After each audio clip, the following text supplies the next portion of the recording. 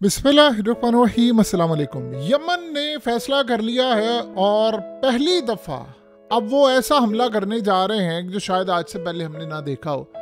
Yemen पहली दफ़ा बरतानिया को हिट करने के लिए जा रहा है और ये बड़ी अनोखी बात होगी कि हम देखेंगे कि यमन के मिसाइल बरतानिया के मिलिट्री बेसिस को हिट करेंगे।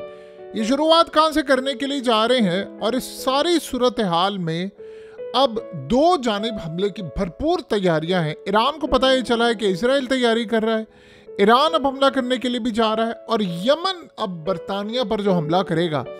उसके बाद जो बड़ी डेवलपमेंट सामने आई है कि चाइना और रूस के मिसाइल और उनकी जो टेक्नोलॉजीज़ हैं वो सारी इस वक्त यमन को मिली है। लेकिन सबसे पहले समझ लें यमन कहाँ पर हमला करने वाला और किस तरह का यह हमला होगा। देखिए, यमन इस वक्त हमला करने के लिए जा रहा है साइप्रस के अंदर। साइप्रस, याद रखिएगा, वो जगह है यानी वो एरिया है जो असल में तुर्की, शाम, लिबनान, इजराइल और फ़लस्तीन ये इसके बिल्कुल सामने है। इसमें मिस्र भी है, उसके बिल्कुल सामने है। यानी तुर्की के साउथ में है, शाम के वेस्ट में है और ये लिबनान के भी वेस्ट में है और इजराइल के नॉर्थ में है। अब ये असल में आप समझ लें कि बिल्कुल इजराइल के सामने है। अब ये साइप्रस से बरतानिया के जितने ये यमन पर हमले होते हैं वो साइप्रस से उड़कर आते हैं इनके तैयारे और वो आकर फिर हमला करते हैं। अब इंटरेस्टिंग सूरत हाल ये देखें कि जो साइप्रस में डिफेंस सिस्टम लगा हुआ है वो बिल्कुल ही इस लेवल का नहीं है कि यमन के आने वाले किसी भी मिसाइल को रोक सके।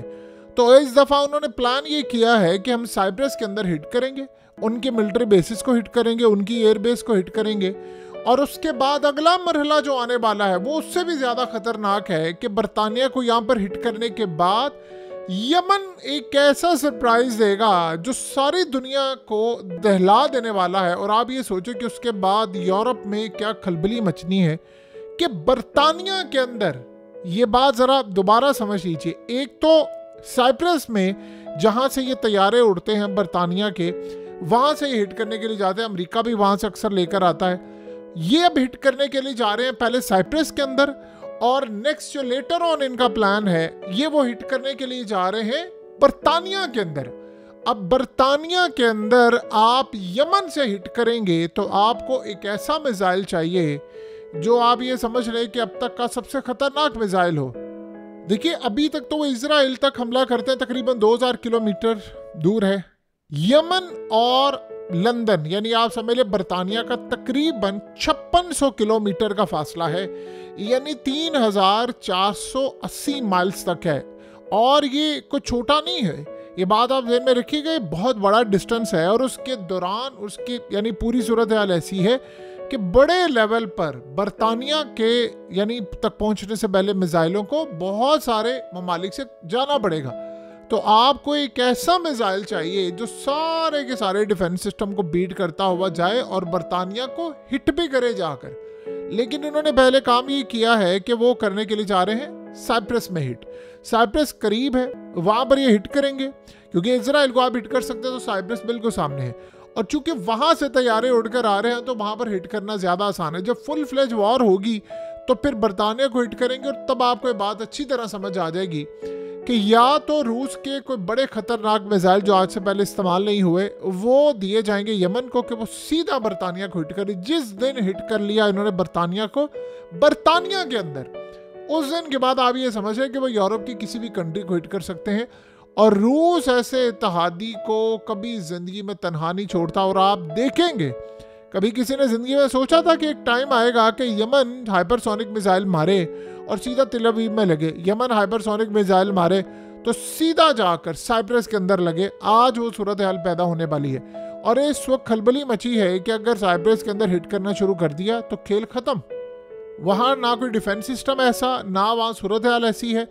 देखिए, अमेरिका का थर्ड यहाँ पर आया हुआ है यानी इजराइल में है, तो वो वहाँ पर मौजूद नहीं है और वहाँ पर उनको कभी खतरा नहीं था। और साइप्रस एक ऐसी जगह है कि जहाँ पर इजराइल की बड़ी तादाद में लोग छुट्टियाँ मनाने के लिए जाते हैं, उनके फौजी जाते हैं छुट्टियाँ मनाने के लिए। जैसे उनको गज़ा है किसी जगह से आप रिलीज़ करते हैं, उनको टाइम देते हैं तो वो घर जाकर सबसे पहले साइप्रस जाते हैं, यानी साइप्रस उनके करीब है और वो वहाँ पर छुट्टियाँ मनाने के लिए जाते हैं। तो वो आप ये समझ लें one of the favourite destination है इजराइलियों के लिए। इस वक्त की जो सूरत हाल है, एक तो ये काम करने के लिए जा रहे हैं। दूसरी बड़ी डेवलपमेंट जो सामने आ रही है वो ये है कि इस वक्त नेतन्याहू काम क्या कर रहा है, ये अब मिस्र को भी खाने के लिए तैयार है। इन्होंने कहा है कि मिस्र के साथ हमने एक एग्रीमेंट किया था 70-80 की दहाई के अंदर, उस एग्रीमेंट के तहत इनकी मिलिट्री बेसिस ऐसी होंगी, फलाना होगा। अब ये एग्रीमेंट की खिलाफ वर्जी हो रही है। तो अब इसराइल की जो सिक्योरिटी है वो कह रही है कि अब हमें मिस्र की फौज को पीछे धकेलना है और सेंट्रल सहराए सीना तक जाना है, और इस सूरत हाल के अंदर अब हमें उन इलाकों को अंडर करना है, क्योंकि हमें ख़तरा ये है कि वहाँ पर फ्यूचर के अंदर इसराइल पर हमले हो सकते हैं, लिहाजा मिस्र को मुकम्मल तौर पर पकड़ना है। अब आ गया ना वो टाइम जहाँ पर ये मिस्र के साथ भी लड़ाई करने वाले हैं, वो वही 8 ममालिक जिनको इन्होंने कब्जा करना है, कैप्चर करना है और आगे तक लेकर जाना है। तो अब अगर लोग ये समझ रहे थे कि शाम के इलाके उन्होंने लिए हैं, तो शाम के बाद अब मिस्र का नंबर आ गया। अब मिस्र जब लड़ाई करेगा तो क्या होगा, शाम जैसी सूरत हाल पैदा करेंगे वो। अब आपको समझ आइए कि सीसी ने क्यों कहा था कि भी मेरे खिलाफ आवाम नहीं निकलेगी, क्योंकि मैं तो कुछ लोगों को मारता भी नहीं हूँ, मैं मारता ही नहीं हूँ, मैंने किसी का को खून थोड़ी किया है। तो इस सूरत हाल के अंदर लोग आ जाएंगे और ऐसे आकर मेरा इक़्तिदार या ख़तर में पड़ जाएगा। ऐसी कोई सूरत हाल नहीं होने वाली, उसको ख़तरा था बेसिकली, तो उसने ये स्टेटमेंट दी। तो अब इजराइल की जानिब से काम हो गया बड़ा ख़तरनाक, यहाँ पर भी ये करने वाले।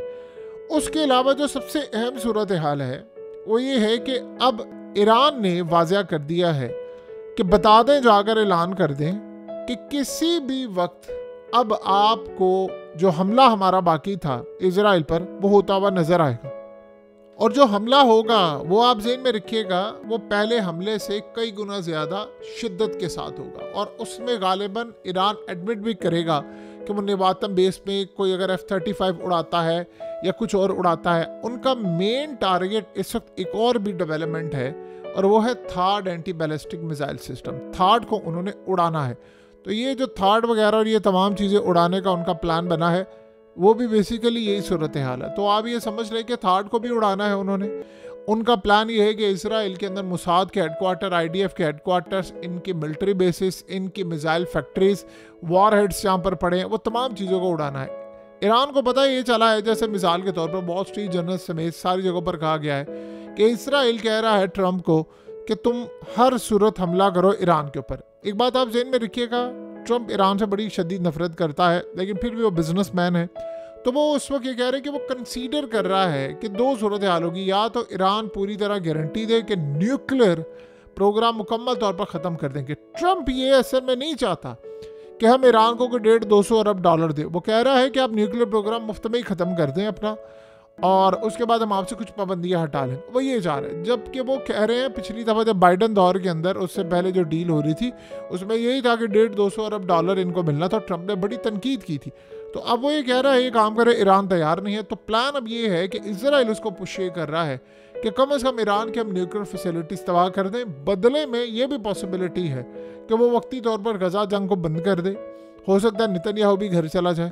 यानी इंटरनेशनल ताकतों से ये भी प्लान है कि भाई किसी तरह हमने ईरान की न्यूक्लियर फैसिलिटीज़ को तबाह करना है। तो ईरान ने क्लियरली वाज़ा करना शुरू कर दिया है कि ठीक है भाई, आप तैयारी करें और हमला करें। आपको पता है इस सारी सूरत हाल के अंदर इसराइल ने इस वक्त किया क्या है। इसराइल ने इस वक्त 6 मेजर जो वाटर रिसोर्सेज थे जहाँ से पानी आता है, ये आप समझ लें कि तकरीबन 30% जो शाम का पानी है और 40% जो जॉर्डन यानी उर्दन की वाटर सप्लाई है उस पर इस वक्त इजराइल ने कब्जा कर लिया है इस जुलानी के आने के बाद। ये जुलानी जो असल में इसराइल का ही पपेट है और अर्दोगान इस पूरे खेल में शामिल है। ये असल में इस सारी सूरत हाल में उन्होंने काम ये किया है कि सबसे बढ़कर इन्होंने वहाँ से ईरान को निकाला, इन्होंने वहाँ से रूस को निकाला। अब जुलानी साहब वहाँ पर आए हैं और वो पूरा काम कर रहे हैं। अब कोई ऐसी सूरत हाल, इंटरव्यूज दे रहे हैं, ऐसे थोड़ी उसके सर पर जो यानी करोड़ों डॉलर का इनाम था वो ऐसे थोड़ी अमेरिका ने हटाया है, ऐसे थोड़ी उसको पेनकोट पहना दिया है।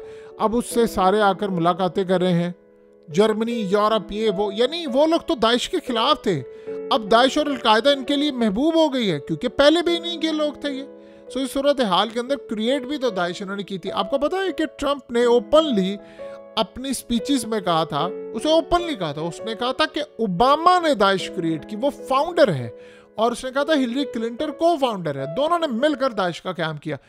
अमेरिका का करंट प्रेसिडेंट जो चंद दिन बाद हलफ उठाने वाला है, उसने बताया है कि अमेरिका के फॉर्मर प्रेसिडेंट ने दाइश का क़याम किया। सो इस सूरत हाल में आप सोच लें, आपको नज़र आ गया कि इसराइल पर उन्होंने कभी हमला नहीं किया। सो अब असल मसला यहाँ पर ये सूरत हाल सामने आएगी कि किस लेवल पर जाकर बरतानिया पर हमला होता है। इसराइल के बाद बरतानिया की बारी, क्या हमला होगा, किस लेवल पर होगा, किस तरह का काम होगा, ये आने वाला वक्त बताएगा। लेकिन एक बात तय है कि ये जो लड़ाई है ये बड़ी शदीद होने के लिए जा रही है और ये बड़ी तबाहकुन लड़ाई इस वक्त सामने आने वाली है।